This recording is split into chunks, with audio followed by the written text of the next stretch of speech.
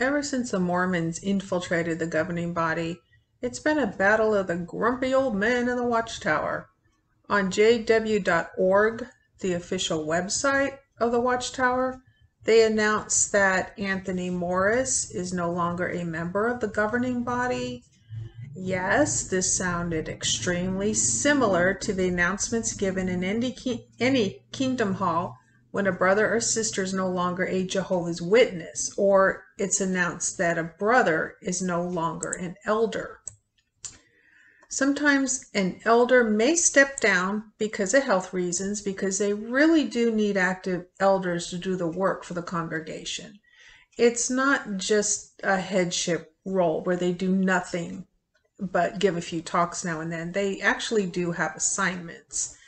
But the governing body, the Watchtower, they're different. They're appointed for life like the Supreme Court justices and die in office. Then a replacement is found for that spot. It doesn't mean that new members can't be appointed in the meantime, because eventually an extremely old and infirmed governing body member is shelved until they die. And they die faithful and discreet slave, ready to meet Big Boss Jehovah in the sky. So this abrupt announcement right before the JW memorial of Christ's death reeks of a traitor, that Tony Morris was a traitor to Jesus himself and asked to leave the Last Supper before the table was even set. It reeks of a major fallout among the top leaders of the Watchtower organization. With this announcement, it means either Tony Morris renounced his position as the anointed faithful slave of Jehovah, that he will not be a part of that heavenly kingdom fighting Satan the devil in the spirit realm, or he was simply a disgruntled, unhappy old man with the recent Mormon takeover of the tower.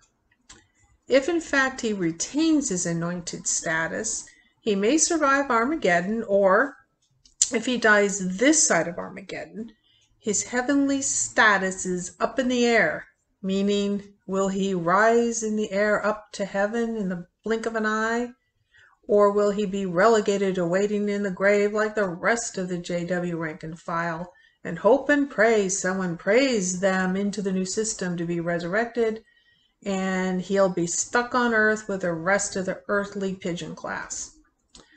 This startling announcement on jw.org comes days after this vlogger, yours truly, did a video about the Jehovah's Witnesses will be renaming the planets.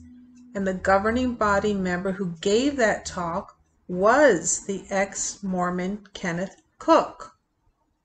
Comment to that video alerted me to the naming of planets and how you may pronounce them, and it dawned on me that the Mormon men, when they die, they get their own planet. They can name it, rule over it, have a bunch of wives. So I speculated in the comments section of that video if in the new system, for example, Stephen Lett will get his own planet Lett. After I did that groundbreaking video 3 days ago, Anthony Morris III is out as a governing body member. Why, you ask? Allegedly, it's the Clash of the Mormons, who have infiltrated the Watchtower governing body. And you can expect more Mormonism coming from the Watchtower, more than that's already evident.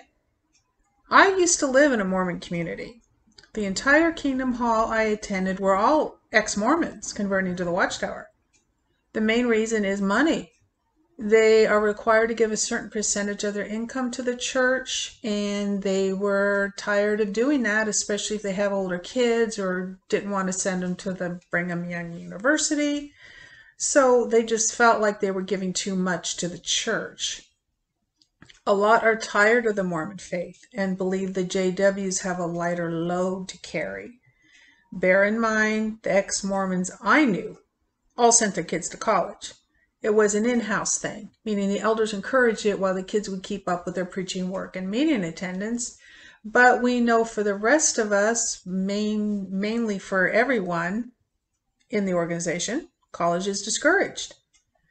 they make excuses. Like one ex-Mormon man I knew, he was a widower raising 2 daughters. The oldest one became a dental assistant, and she had Mormon connections at Bethel.